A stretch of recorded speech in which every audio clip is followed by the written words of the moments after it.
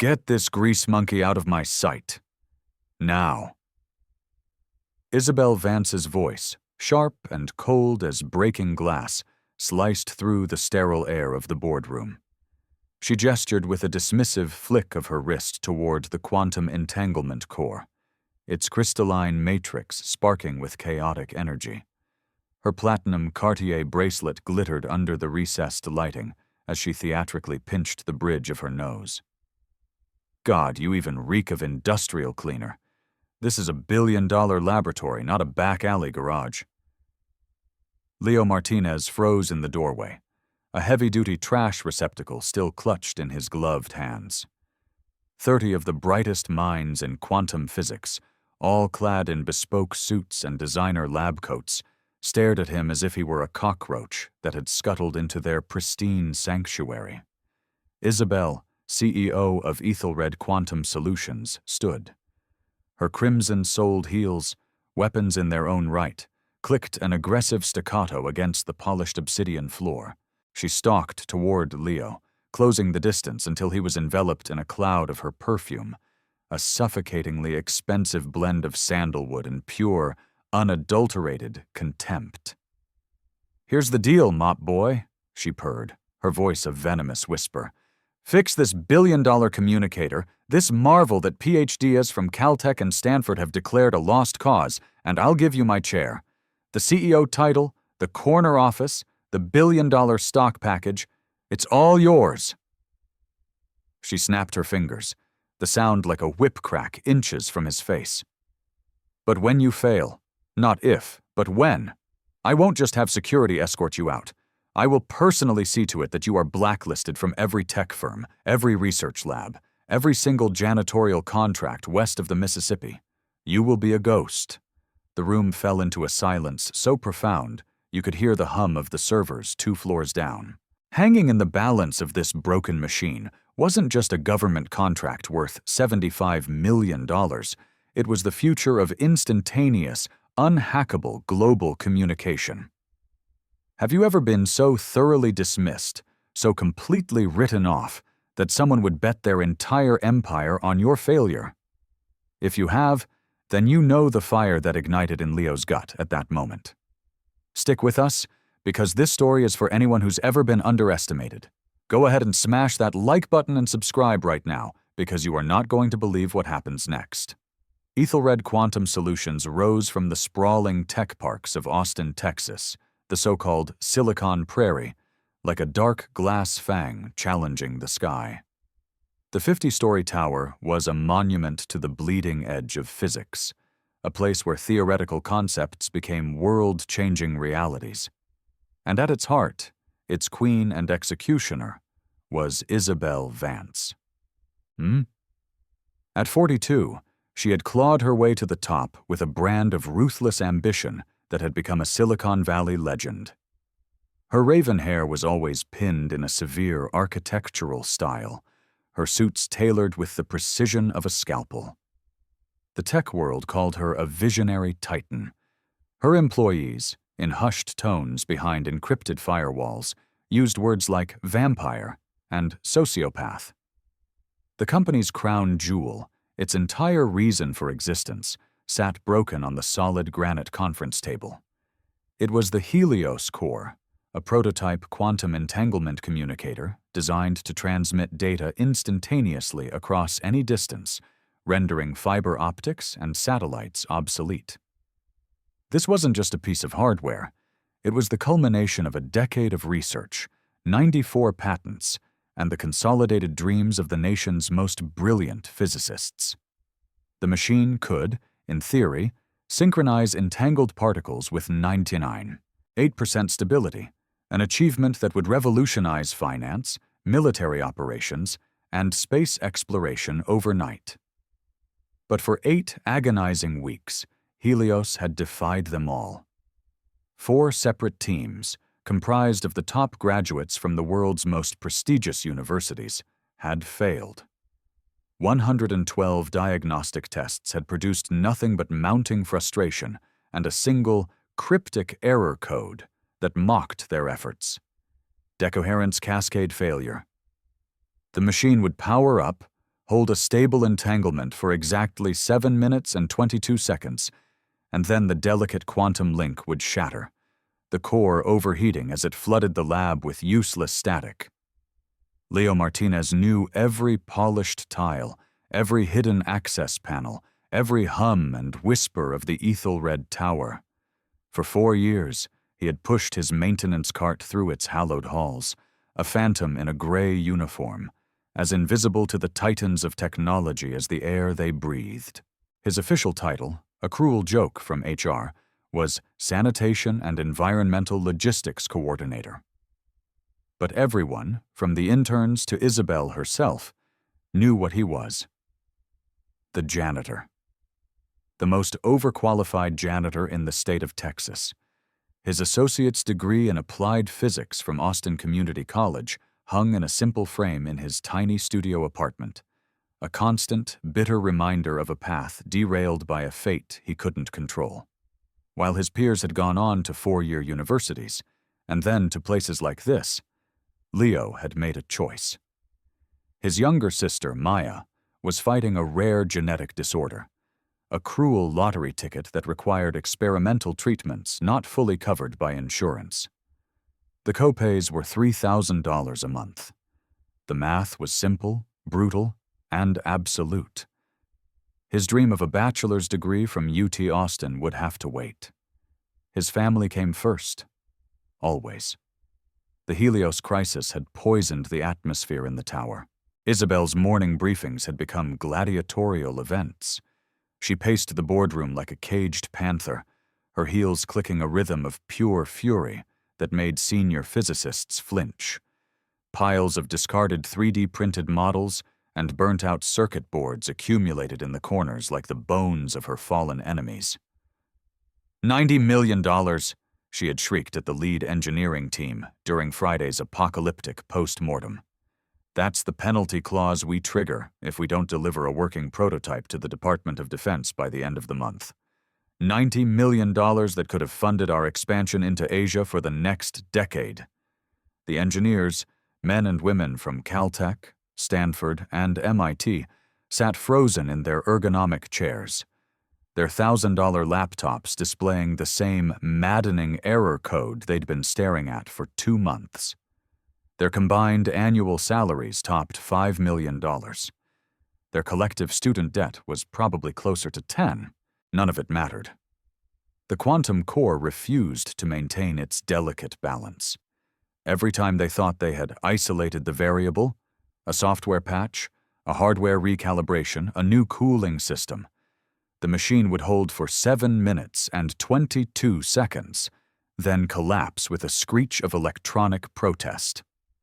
The team leader, Dr. Alastair Finch, a prodigy from Caltech with 2 doctorates and a patent portfolio as thick as a phone book, had dark circles under his eyes that no amount of concealer could hide.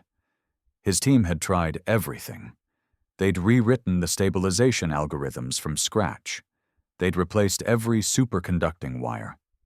They'd even brought in a spiritual consultant to see if the building's energy was misaligned, a move of pure desperation that had cost the company $20,000.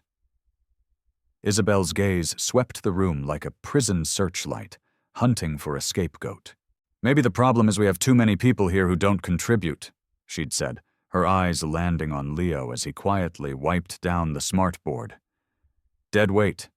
People who are just taking up space and breathing our expensive filtered air." The jab found its mark.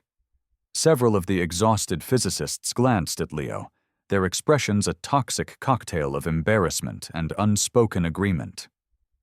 Dr. Anya Sharma, a brilliant mind from MIT, shifted uncomfortably. She'd been working 18-hour days for 8 weeks straight and was no closer to a solution. In the warped logic of their sleep-deprived minds, the idea that the janitor was somehow a bad omen, a symbol of their failure, made a sick kind of sense. Leo pretended not to hear. Invisibility was his armor, his survival strategy. But his mind, the mind that could visualize particle spin and wave-particle duality as easily as others could read a newspaper, couldn't stop chewing on the problem. Late at night, when the labs were empty and the tower was silent, he'd study the holographic schematics left shimmering in the air. The technical data was telling a story, a subtle narrative that the experts seemed to be missing. They were all looking at the machine. They were focused on the code, the hardware, the complex mathematics of the core itself, but they weren't looking at the world around it. The pressure intensified. Security logs from the previous week showed Isabel deliberately timing Leo's cleaning schedule to coincide with virtual meetings with the board. She would pan her webcam to catch him in the background, her voice dripping with condescension. "As you can see, we run a tight ship. Everyone here is essential to our operations." The implication was clear. He was the opposite of essential. The internal comms were even more brutal. Encrypted chats referred to him as the ghost, or the floor buffer. Messages from Isabel herself speculated on whether he was even literate. The HR manager, a sycophant named Greg, had once replied to a thread about Leo with a series of laughing emojis, a casual act of cruelty that had been screenshotted by a disgruntled intern. The whispered conversations in the hallways were just as sharp. He was a corporate diversity hire, a box to be checked, tolerated, but never respected. "At least he's quiet," a marketing director had remarked by the coffee machine. "The last one tried to talk to me about string theory." The Japanese delegation arrived on Wednesday, their fleet of black, silent electric vehicles pulling up to the Ethelred Tower like a procession of silent ghosts. They represented Kyoto Dynamics, a technology conglomerate with a market cap larger than the GDP of a small country. These men and women held the key to 200 million euros in Series C funding, money that would catapult Ethelred into untouchable global dominance. Leading them was the legendary Mr. Takeda, a man whose quiet demeanor belied a mind that could dissect a corporate balance sheet or a quantum mechanics equation with equal terrifying precision. Companies either earned his complete respect or were utterly and silently destroyed by his evaluation. Accompanying him was Dr. Eris Thorne, a British quantum physicist who had defected from CERN to Kyoto Dynamics. Thorne's reputation was mythical. He didn't just understand quantum mechanics, he seemed to commune with it. His presence meant this wasn't just an investor meeting. It was a trial by fire, a technical inquisition that would decide Ethelred's fate. Dr. Thorne did not suffer fools. He did not accept excuses. And he could smell bad data from a mile away. The final, decisive demonstration was scheduled for Thursday afternoon. The entire company felt like it was holding its breath underwater. The marketing department had already drafted 2 press releases, one announcing the historic partnership, the other announcing massive company-wide layoffs. The executive chef had 2 menus prepared, one featuring champagne and caviar, the other featuring cardboard boxes for the terminated employees. Isabel's desperation began to fray the edges of her iron composure. Her usually immaculate makeup seemed hastily applied. Her assistants scurried through the halls like frightened mice, balancing triple-shot espressos and bottles of antacids. The executive washroom had become her sanctuary for primal screams, a place where she could unleash the volcanic rage that couldn't be shown to the investors. Security guards on the executive floor reported hearing muffled sobs and the thud of a $4,000 shoe kicking a solid oak door. Meanwhile, Leo continued his silent orbit. He watched the physicists work themselves to the point of collapse, their theories growing more desperate and esoteric. They blamed cosmic rays, solar flares, even minute seismic vibrations from the freeway a mile away. One frantic engineer had even suggested that the collective consciousness of their anxiety was causing the decoherence cascade. But Leo heard something they didn't. During his late-night rounds, when the only sound was the whisper of the air filtration system, he would pause outside the main lab. The Helios core emitted a sound, a sub-harmonic hum so faint it was almost imperceptible. It was a sound that reminded him of his grandmother's workshop in his childhood home in the Rio Grande Valley. Elena Martinez had been a radio technician for NASA in the 70s, one of the few women, and even fewer Latinas, who worked on the deep space communication arrays for the Voyager probes. "Every signal has a shadow, mijo," she had taught him, her hands deftly soldering a circuit board while a young Leo watched, mesmerized. The real message isn't always in the broadcast. Sometimes it's in the silence, in the spaces between the noise. You just have to know how to listen. This machine, this quantum marvel, had a shadow. Its voice sounded lonely, strained, like it was trying to sing a song in a room that was already too loud. Thursday morning was pure chaos. The final diagnostic test had failed more spectacularly than any before it. Instead of just shutting down, the Helios core had breached its magnetic containment field for a fraction of a second. The resulting energy discharge didn't create smoke. It created a localized temporal distortion. A bonsai tree on a nearby desk aged 50 years in an instant, blossoming, bearing fruit, and turning to dust in the space of 3 seconds. The physicists stood, mouths agape, their laptops fried, their reputations dissolving faster than the ancient bonsai. The smell of ozone and burnt silicon filled the air, a perfume of utter and absolute defeat. Mr. Takeda watched the event with the stoicism of a Zen master, his face a perfect, unreadable mask. Dr. Thorne, however, took out a small notebook and began sketching equations, his expression not one of alarm, but of intense academic curiosity. The other Japanese investors exchanged glances that said their private jet would be taking off for Tokyo much, much sooner than planned. Isabel convened an emergency all-hands meeting in the main auditorium. 300 employees packed the space, their faces a gallery of fear and impending unemployment. The Japanese delegation sat in the front row, a silent jury. Leo stood in the back, near the service exit, invisible as always. "Ladies and gentlemen," Isabel began, her voice amplified, betraying the slight tremble in her hands. "We are facing a significant challenge. Our Helios core, the very heart of this company, is non-operational. Our greatest minds have exhausted every conventional approach." She paused, letting the crushing weight of their collective failure sink in. "Therefore, effective immediately, we must begin drastic cost reduction protocols. All non-essential personnel will be placed on indefinite leave, starting with positions that do not directly contribute to solving this crisis."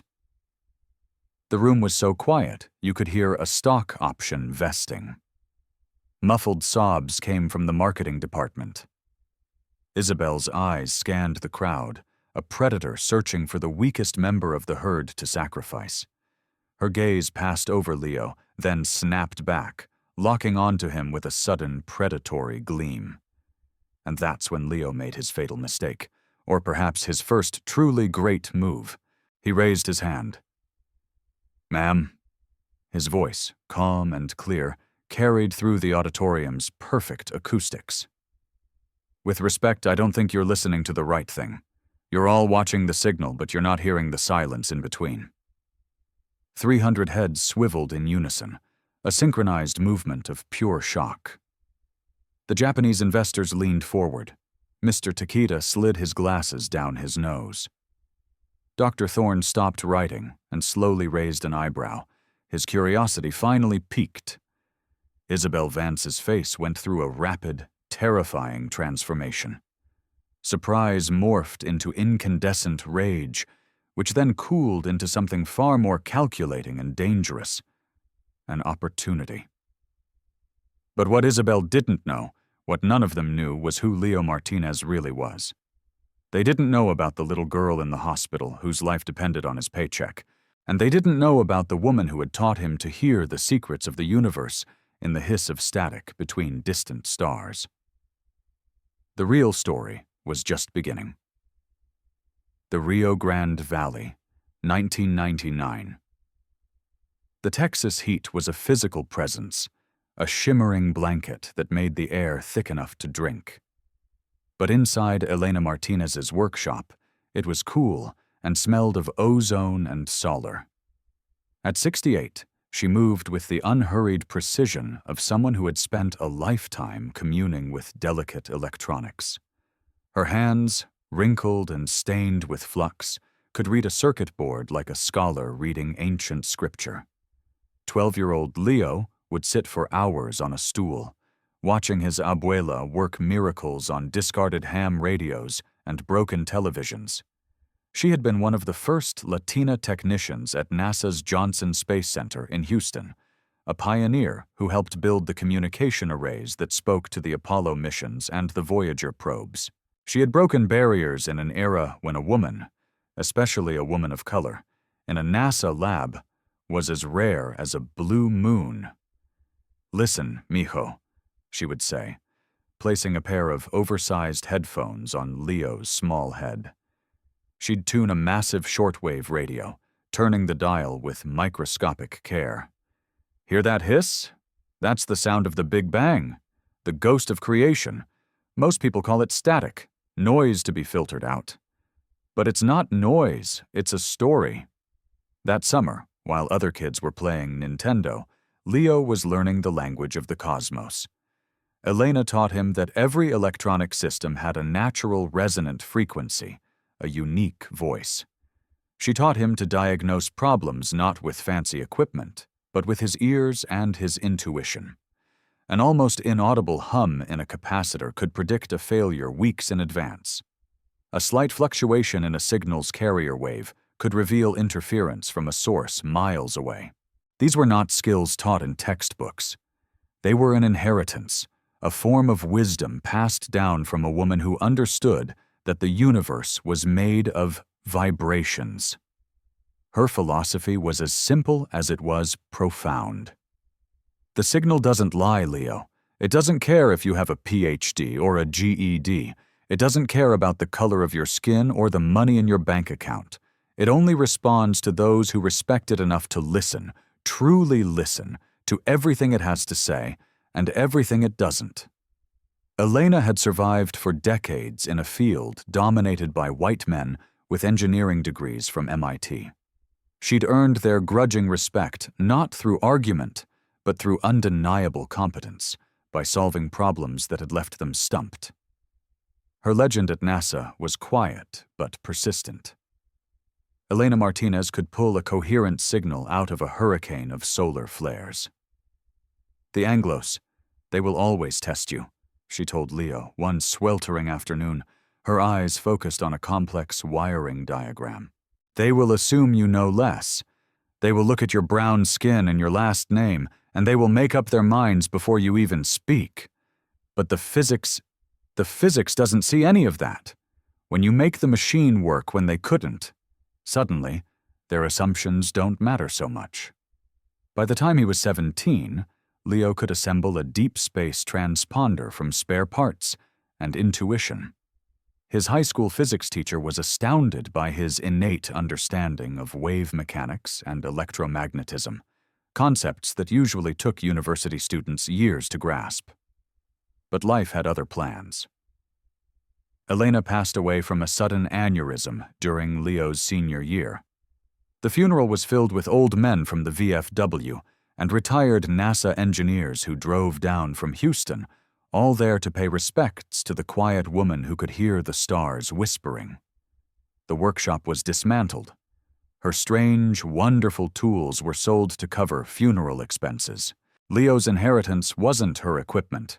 It was her knowledge, her philosophy, and a way of listening to the world that would become his secret weapon. When his sister Maya was diagnosed during his sophomore year at Austin Community College, the choice was immediate and heart-wrenching. A 4-year university meant student debt, a full-time academic commitment, and time away from the family that needed him. Maya's fight was his fight. He juggled 3 jobs while acing his applied physics courses. nights stocking shelves at a grocery store, weekends repairing electronics at a small shop, and early mornings as part of a cleaning crew. He was fueled by caffeine, desperation, and an exhaustion so deep he would sometimes fall asleep mid-equation in the campus library. His professors saw the spark of brilliance. Dr. Peters, who had worked at Bell Labs before retiring to a quieter life in academia, called Leo into his office after he submitted a paper on signal degradation that was graduate-level work. "You have a gift, son," the old professor said, his voice full of warmth and concern. "I've seen Nobel laureates with less intuitive grasp of this material. Don't let life grind that out of you." But life was a relentless grinder. Maya's treatments devoured every dollar he earned. The insurance company fought them on every claim. His applications to the University of Texas remained in a folder on his laptop, a collection of digital ghosts mocking him with the file name Someday. After earning his associate's degree, he took the best-paying job he could find that didn't require a bachelor's degree, a position with a corporate maintenance contractor. The agency promised opportunities for advancement. The reality was mops and trash cans, but the steady paycheck and the health insurance were a godsend. That contract led him to Ethelred Quantum Solutions. 4 years later, he still carried his grandmother's philosophy like a secret fire. Every night, he devoured online courses in quantum computing and advanced physics, his knowledge growing in the shadows. His small apartment was a library of borrowed textbooks and technical manuals. Elena's voice was a constant presence, a guiding whisper in the darkest moments. "The signal doesn't care about your job title, mijo. It just wants someone to hear its true song." Standing in the Ethelred Auditorium, facing 300 stunned faces, and Isabel Vance's triumphant, predatory smile, Leo felt his grandmother's presence like a warm hand on his shoulder. This broken quantum core was no different from the Voyager probe's transponder she'd once described to him. It was just trying to tell its story. It just needed someone who knew how to listen to the silence. The real test was about to begin. The silence in the auditorium was a physical entity, a vacuum that sucked the air from 300 pairs of lungs. Isabel Vance stood at the podium, her manicured fingers gripping the sides so tightly her knuckles were bone white. This was not in her script. A janitor, her janitor, challenging her authority in front of the very investors who held the company's fate in their hands. In the front row, Mr. Takeda slowly pushed his glasses back up the bridge of his nose, his dark eyes fixed on Leo with the unblinking intensity of a predator that has just spotted a strange new species. Beside him, Dr. Eris Thorne set his notebook down, his legendary physicist's brain suddenly fully engaged. The other Japanese investors began whispering to each other in rapid-fire Japanese, the harsh consonants cutting through the tension. Isabel's mind, a supercomputer of strategic cruelty, processed the variables. She could shut him down, have security drag him out, and proceed with her planned corporate bloodletting. But a glance at Mr. Takeda's face gave her pause. The Japanese industrialist was studying Leo not with contempt, but with a flicker of genuine curiosity. This was a landmine. She had to tread carefully. Then, a better idea, a much more deliciously evil idea, crystallized in her mind. Why simply fire him when she could publicly crucify him? Make him an example so terrifying, so absolute, that no employee would ever dare question her again. It would be a piece of corporate theater, a demonstration of power for her Japanese guests. "Well, well," she said, her voice dripping with amplified sarcasm as she leaned into the microphone. "Our Sanitation and Environmental Logistics Coordinator has a theory about quantum decoherence. The title was a verbal stiletto, designed to inflict maximum humiliation." She stepped away from the podium, her heels clicking on the stage, the sound of an impending execution. Leo Martinez, isn't it? She purred. The man who sanitizes our restrooms and empties our recycling bins thinks he has the answer to a problem that has stumped $100 million worth of PhDs. A wave of nervous, sycophantic laughter trickled through the audience. People shifted in their seats, a palpable mix of horror and morbid fascination. This was a public execution, and they all had front-row seats. Dr. Thorne uncapped an elegant fountain pen. In his 30 years at the forefront of quantum physics, he'd learned one crucial lesson. Breakthroughs often came from the margins, from the minds unburdened by conventional wisdom. His mentor at Cambridge had always said, "Genius often wears the strangest disguises." Fossum? Since you're so confident, Leo, Isabel continued, her voice swelling with theatrical grandeur, let's give you a chance to shine. Let's put you on the stage. Fix our billion-dollar Helios core. Do it right here, right now, in front of our esteemed guests, our entire company, and our board of directors. She swept her arm toward the Japanese delegation, as if presenting a prize on a game show. These gentlemen from Kyoto Dynamics came here to see Texan innovation at its finest. Let's give them a show they will never, ever forget. Mr. Takeda's expression remained unreadable, but his aide was already typing furiously into a tablet. Whatever happened next would be meticulously documented and analyzed. American corporate culture was proving to be far more dramatic than he had anticipated. Isabel's voice dropped to a conspiratorial whisper that the microphone amplified to a bone-chilling degree. Here are the stakes, janitor. You have 1 hour. 1 hour to diagnose and repair what the best minds at Caltech couldn't fix in 2 months. If you succeed, and we both know that's a fantasy, I will personally promote you to Director of Quantum Systems, with a salary and stock package to match. A collective gasp went through the auditorium. It was a ludicrous, impossible offer, but the other shoe was about to drop. But when you fail, she continued, her smile like a slash of blood-red lipstick, you're not just fired, you are finished. I will personally see to it that your name is a curse in this industry. You won't even be able to get a job cleaning toilets at a gas station. And as a final flourish, security will escort you from this building, and you will be banned from the premises for life. She snapped her fingers. 2 hulking security guards, who had been standing by the exits, began to walk slowly and deliberately down the center aisle. Their presence was pure intimidation theater. Suddenly, a calm, British-accented voice cut through the charged atmosphere. I will serve as the technical adjudicator. Dr. Eris Thorne stood up.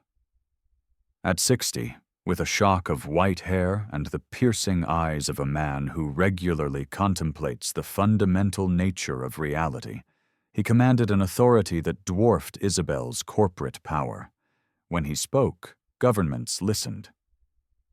This experiment, he said, choosing his word carefully, requires impartial, expert oversight to ensure its scientific validity. Isabel's smile faltered for a microsecond. She hadn't counted on this. Dr. Thorne's participation elevated her sadistic game from a mere public shaming into a legitimate, binding technical evaluation. Mr. Takeda nodded slowly in approval. Excellent. Mr. Martinez, you have our undivided attention. We are most curious to witness this unorthodox approach to problem solving. The auditorium exploded into a flurry of hushed activity. Smartphones emerged from pockets as employees began live tweeting and texting about the insane drama unfolding. This was the kind of corporate legend that would be whispered about in Austin for years. Isabel knew she'd lost control of the narrative, but she was in too deep to back out now. Fine, she spat, her voice tight with rage. Dr. Thorne can bear witness to your spectacular flameout, but I'm adding one more condition. She gestured to the AV booth at the back of the auditorium. We're live streaming this to the entire company, to our social media feeds. Let the world see what happens when a janitor plays physicist. The marketing team scrambled. A social media manager began hastily typing hashtags: Ethelred Challenge, Quantum Fail, Innovation, or Insolence. Within minutes, the company's LinkedIn and Twitter feeds would be broadcasting Leo's humiliation to the entire tech world. Through it all, Leo stood motionless, his maintenance cart beside him like a loyal squire. His calloused hands, the hands that scrubbed floors and repaired disposals, were perfectly steady. This was the moment his grandmother had unknowingly prepared him for his entire life. A moment that required not a degree, but an understanding that the universe speaks to those who know how to listen. Dr. Thorne walked down the aisle, his bespoke English shoes making no sound on the carpet. He stopped directly in front of Leo, his gaze analytical, searching. "Mr. Martinez," he said, his voice low, for Leo's ears only. "Are you absolutely certain you wish to proceed? This is not a game. Your entire professional future is on the line." Leo met the physicist's gaze without flinching. "Sir, with all due respect to the experts, they've been trying to force the machine to speak their language. I think it's been trying to tell them what's wrong all along. They just haven't been listening correctly." A slow smile spread across Dr. Thorne's face. It was the smile of a man who had just heard a beautiful, unexpected piece of music. It was the same logic he himself applied to the universe. "Very well," he said, his voice now booming for the microphones to capture. "Let the experiment commence." The challenge was set. 1 hour to prove a lifetime of inherited wisdom, or be professionally annihilated. The Helios core waited in its lab, a silent, crystalline judge, ready to reveal its secrets and seal one man's destiny. The crowd, a river of gawkers and doubters, began to surge toward the executive research floor, their smartphones held aloft like torches, ready to illuminate either a miracle or a massacre. The executive quantum laboratory was transformed into a gladiatorial arena. The 300 employees, a wall of silent judgment, pressed against the floor-to-ceiling glass walls of the clean room. Inside, the Japanese delegation sat in sterile anti-static chairs, like a silent tribunal. Mr. Takeda had activated a timer on his platinum wristwatch. Dr. Eris Thorne stood beside the diagnostic console, the official scientific arbiter. The Helios core sat on its pedestal in the center of the room, a technological god on its altar. Its intricate lattice of superconducting wires and quantum crystals pulsed with a faint, sickly light. Surrounding it was a constellation of diagnostic equipment, laptops displaying the endless scroll of the decoherence cascade failure error, oscilloscopes tracing chaotic wave patterns, and thermal sensors monitoring the heat that had baffled the Caltech team for 2 months. Isabel Vance stood just inside the door, her phone held high, live streaming the proceedings to Ethelred's social media. The viewer count was already climbing into the thousands as the story went viral in the tech community. The comment feed was a waterfall of mockery and morbid curiosity. Leo walked slowly toward the machine. His simple gray janitorial uniform was a stark island of humility in an ocean of expensive suits and lab coats. As he approached the Helios core, the whispers from the crowd outside faded into a dull roar. He placed his bare hands on the non-conductive casing of the pedestal, closed his eyes, and just listened. Not with his ears, but with the focused intent his grandmother had taught him. He listened past the electronic hum, past the thrum of the cooling systems, past the frantic energy of the people watching him. He was listening for the shadow, the silence in between the noise. The first minute stretched into an eternity. Employees outside exchanged smug, knowing glances. Dr. Alistair Finch, the lead physicist, smirked. He was already drafting his resignation, but at least he'd get to watch the janitor who'd implicitly criticized him get his comeuppance first. But Dr. Thorne watched with rapt attention. He saw the subtle shift in Leo's posture, the deep concentration on his face. This wasn't a stunt, this was a method. "It's the room," Leo said suddenly, his voice calm and clear, captured by the lab's sensitive microphones. "It's not the machine at all, it's the room itself." He opened his eyes and looked directly at Dr. Thorne. "Sir, your diagnostics are looking for an internal source of interference, a software bug, a hardware flaw. But the interference isn't internal, it's external, it's geological." The absurdity of the statement hung in the air. Dr. Finch let out an audible snort. "May I have a spectrum analyzer and a bucket of water, please?" Leo asked. "And some salt." The request was so bizarre, so outside the realm of quantum physics protocol, that for a moment everyone was stunned into silence. Dr. Thorne, however, merely nodded to a lab tech. "Get the man what he needs." While a bewildered tech scrambled to find salt in the company cafeteria, Leo addressed Dr. Thorne. "Abuela, my grandmother. She worked on the Voyager probes. She taught me that highly sensitive receivers can be disrupted by things the designers never account for. Solar winds, terrestrial magnetism, even the ground beneath your feet. First discovery, the ghost frequency." The tech returned with the equipment. Leo ignored the bucket for a moment and powered up the portable spectrum analyzer, a device used to detect electromagnetic frequencies. But instead of pointing it at the Helios core, he knelt and swept it slowly across the polished concrete floor. The Caltech team had run comprehensive EM scans for weeks, but they had programmed them to filter out baseline terrestrial radiation as background noise. Leo, however, was looking for that exact noise. The screen flickered, and then a thin, almost invisible spike appeared on the low end of the spectrum. "There," Leo said, pointing. "It's a resonant frequency, faint but incredibly stable. What is this building built on?" Dr. Thorne's eyes widened. He typed furiously into his tablet, pulling up the geological survey data from the building's construction. "My God," he whispered. "It's built on a massive deposit of quartz bedrock, a specific formation known for its piezoelectric properties." Leo nodded.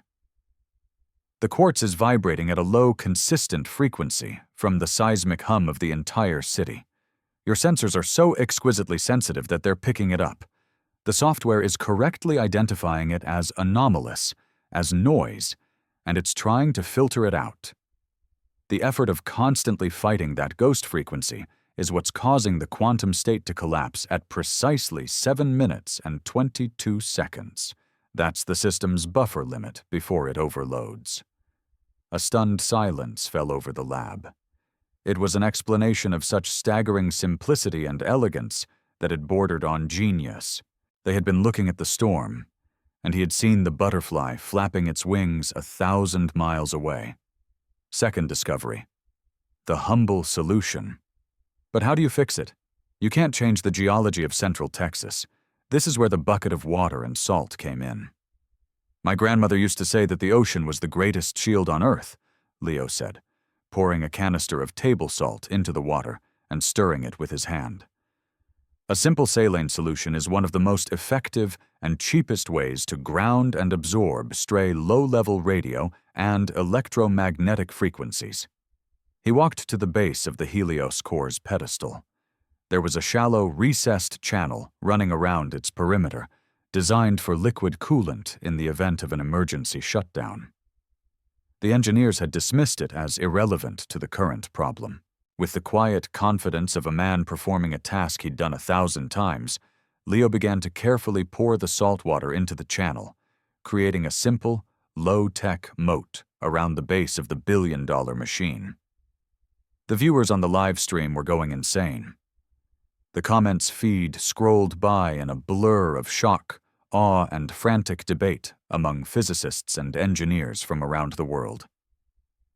Janitor Physicist was starting to trend on Twitter.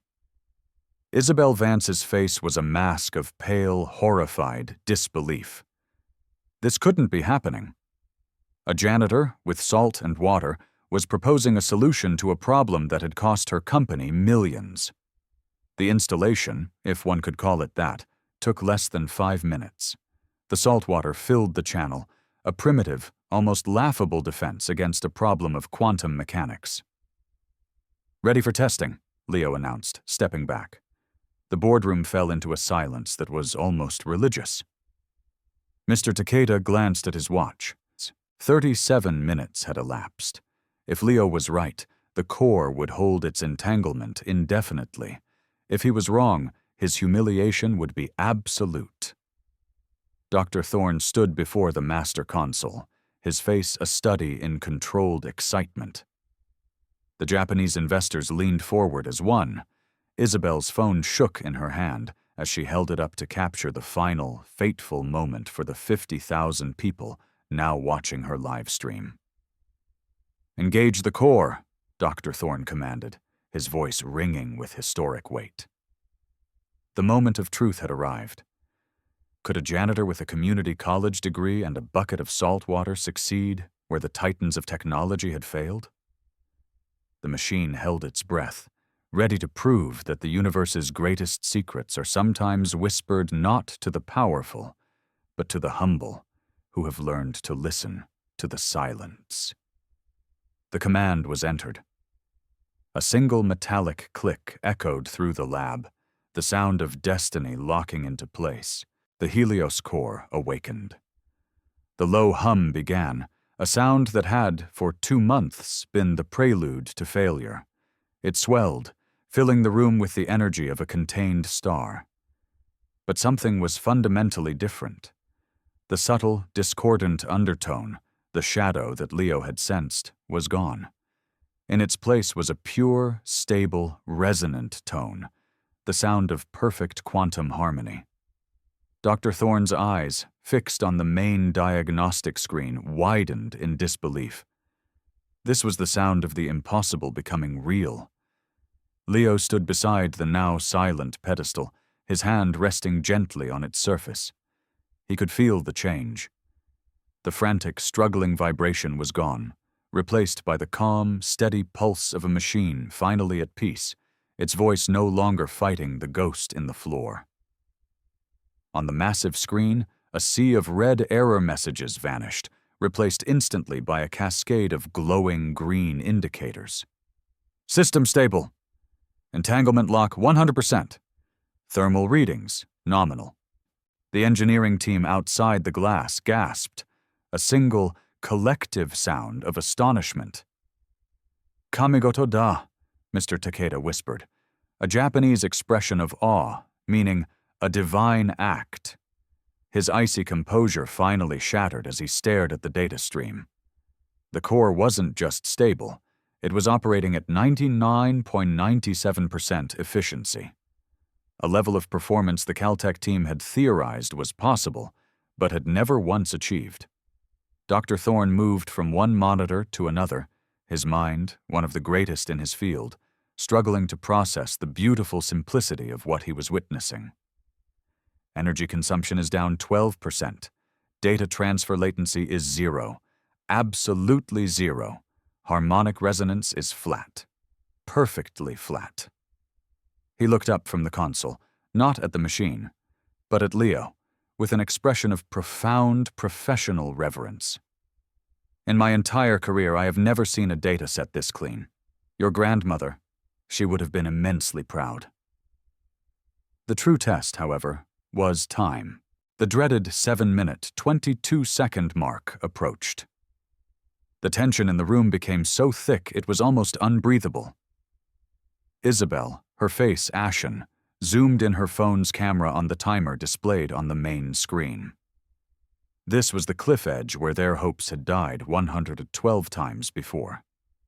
The timer hit 07:21. The room held its breath, 07:22, 07:23. Nothing happened. The core remained stable. The green lights held steady. A wave of relieved, ecstatic cheers erupted from the employees watching outside the glass, the sound muffled but unmistakable. 8 minutes, 10 minutes, 15. The core ran flawlessly. The dreaded decoherence cascade had been banished by a janitor's simple, elegant solution. The livestream viewer count had surpassed 100,000. The comment section was no longer about mockery. It was a global celebration of an underdog's impossible victory. Competing tech firms were already trying to identify Leo Martinez and were posting job offers in the live chat. "Demonstrate full capacity," Mr. Takeda commanded, his voice sharp with excitement. A technician, with a trembling hand, initiated a data transfer to a Kyoto Dynamics lab in Japan. A petabyte of data, the equivalent of the entire Library of Congress, was transmitted. The transfer time, 0 seconds. It arrived not after it was sent, but as it was sent.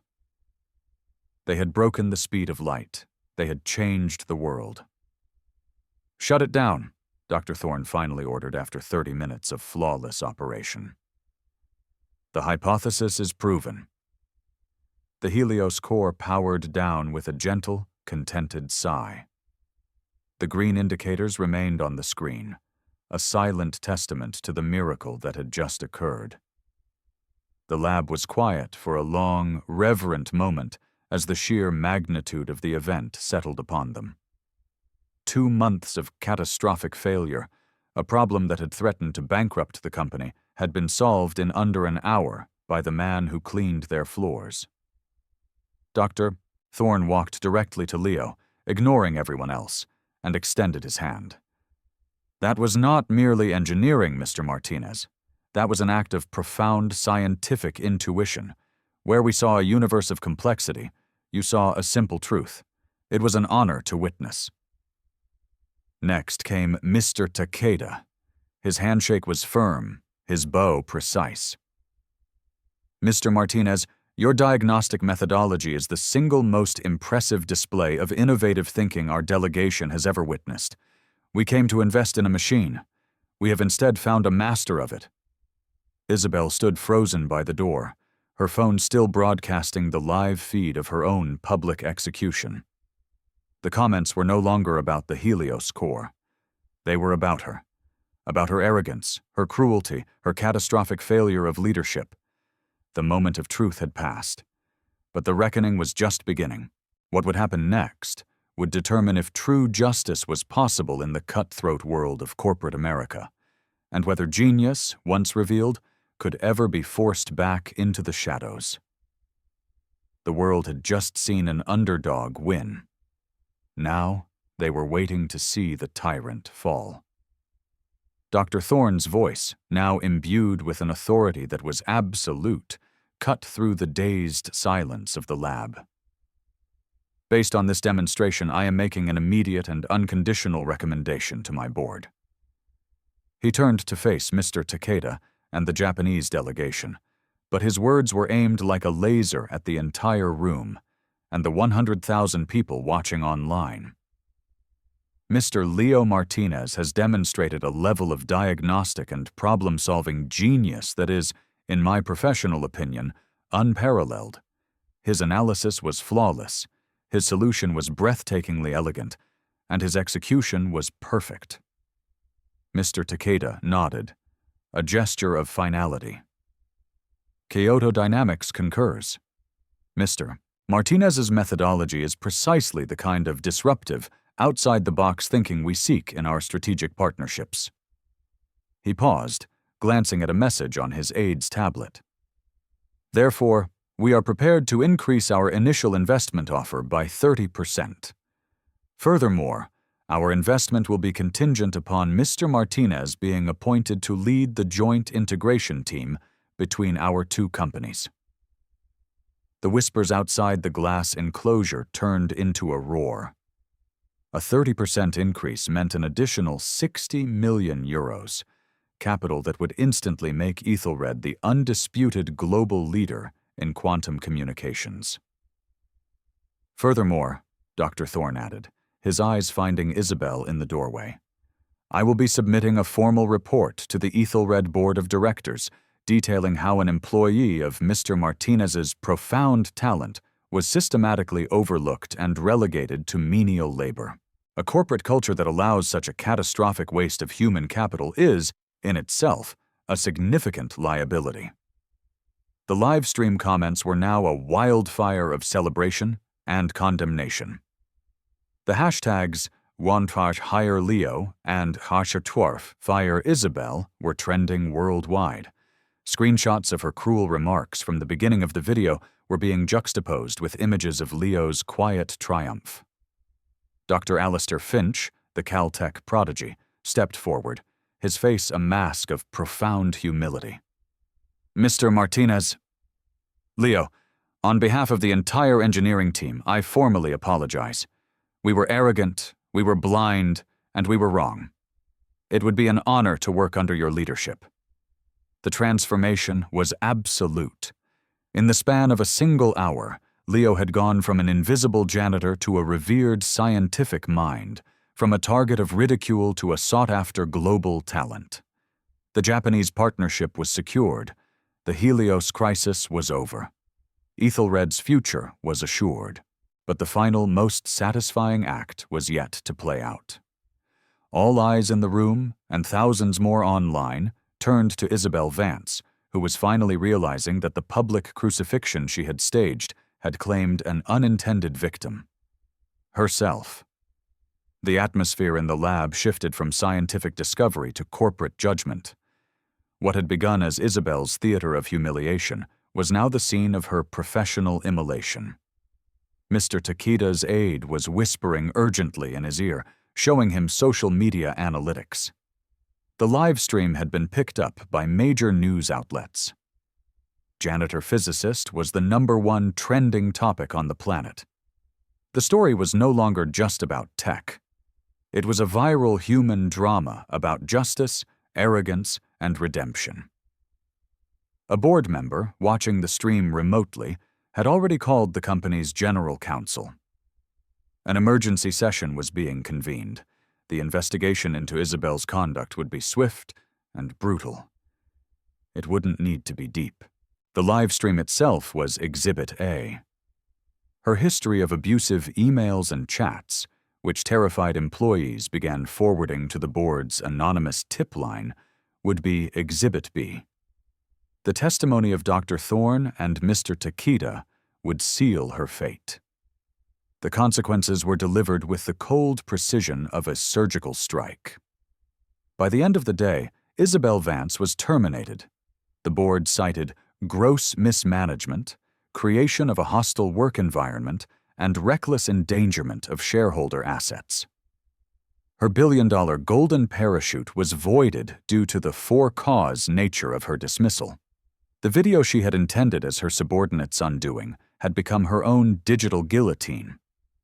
The HR manager, Greg, who had added laughing emojis to the cruel email threads, was fired an hour later.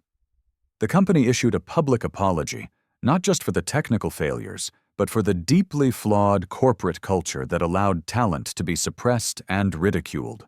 2 weeks later, Leo Martinez, the new director of quantum systems integration, sat in what was once Isabel Vance's corner office. His promotion came with a 400% salary increase, a significant stock package, and a mandate from the board: rebuild the company's culture from the ground up. His first act was to establish the Elena Martinez Grant, a fully funded scholarship for promising students from community colleges to pursue STEM degrees at 4-year universities. Ethelred's stock, after an initial dip, soared by 25%. The story of Leo's triumph had become the greatest marketing campaign in the company's history. It was a story of hope, meritocracy, and the incredible power of seeing the world differently. Applications for jobs at Ethelred, from physicists to janitors, skyrocketed by 300%. Everyone wanted to be part of the company that had learned its lesson in the most public way imaginable. 6 months later, Leo stood in that same lab, overseeing the installation of a second Helios core, this one destined for a deep space probe that would travel to Europa. His grandmother's workshop wisdom was now guiding interplanetary exploration. The framed associate's degree from Austin Community College still hung in his apartment, but it now shared the wall with a patent for geological harmonic shielding for quantum systems, and a photograph of him shaking hands with a beaming Mr. Takeda at the formal signing of the Kyoto Dynamics Partnership. True genius isn't always found in the lecture hall or the pristine laboratory. Sometimes it's found in the quiet corners, in the minds of those who have been taught to listen to the whispers of the universe while the rest of the world is busy shouting. The question is not what credentials a person holds, but whether they have the wisdom to hear the music in the noise. If this story inspired you to look for the hidden genius all around you, make sure you're subscribed and hit that notification bell for more true stories that challenge our assumptions. Have you ever seen someone's incredible talent completely overlooked? Share your story in the comments below. Your experience could be the inspiration for our next video. And for those of you with a sharp eye, go back and watch the video again. At the 15-minute and 10-second mark, look at the reflection in the glass behind Isabel. You'll see Dr. Alistair Finch subtly shake his head no when she first announces the public challenge. Not everyone was content to let a good man be destroyed. Sometimes, the smallest acts of defiance are the seeds of a revolution. Thanks for watching.